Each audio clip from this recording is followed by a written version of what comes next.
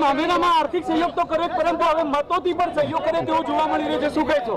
સમગ્ર બનાસકાંઠા જિલ્લાની જનતાનો ક્ષત્રિય સમાજ અને તમામ જે મતદારોએ જે ક્ષત્રિય સમાજે મદદ કરી અને એક અહંકાર જે ઉતાર્યો એ બનાસકાંઠાના ક્ષત્રિય સમાજનો પણ હું હૃદયપૂર્વક આભાર માનું છું। સમગ્ર બનાસકાંઠા જિલ્લાના 14 લાખથી 18 આલમ 36 કોમે તન મન અને ધનથી એક ગરીબ દીકરીનું જે મામેરું મેં માગ્યું ને મામેરું ભરી અને સંસ્કૃતિનું જતન કર્યું છે કે આજે પણ આ ભારતની સંસ્કૃતિ એમ કહે છે કે બેન દીકરી ગમે એવા સંકટ સમયે ક્યાંક નાના મોટી માગણી કરે તો એની માગણી તમામ સમાજો ભેગા થઈને કરે છે।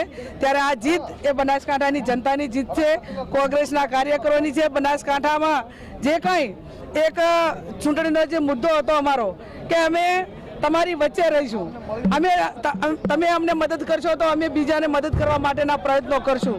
અમારી જે એક વ્યાજબી જે માગણી હતી એ બનાસકાંઠાની જનતાએ પૂરી કરી છે।